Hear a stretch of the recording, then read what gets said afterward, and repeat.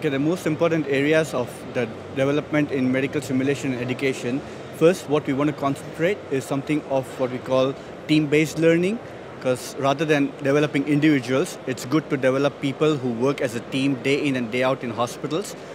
It could be within the same discipline, it could be interdisciplinary as well. The other thing which we'd like to focus is communications, because that's one key factor. So be it amongst the teams of doctors or nurses, be it interaction with the patients, those are the things that really help and would take a physician a long way towards building up his career in the future as well. Recent times, we have developed Institute of Medical Simulation and Education here.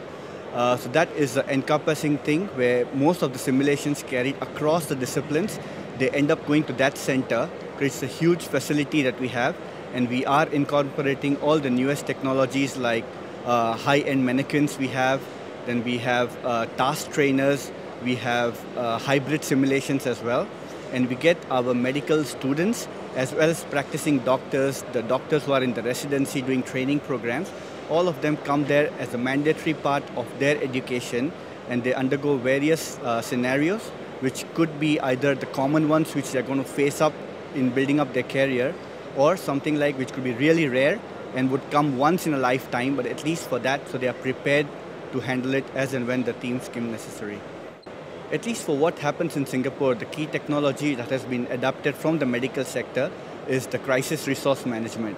Because the military has always been good at establishing leadership, having a good teamwork, establishing proper comms, that is communications, and having your resource allocation as well.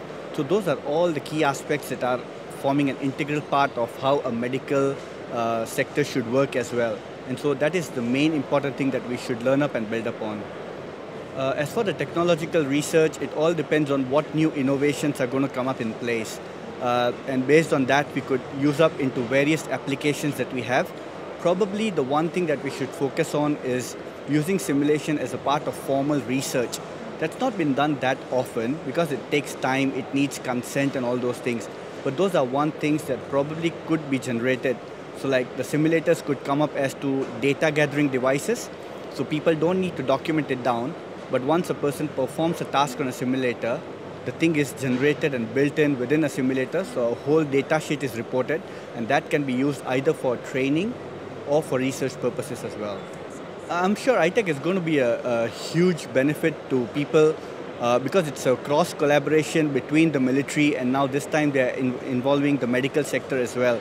So this is where it's going to be at the cutting edge as to what would each of them learn from each other, especially the medical sector, because military, aviation, all have been advancing cutting edge for this simulation as well. So I think medical is going to benefit a lot by being a part of ITEC henceforth as well.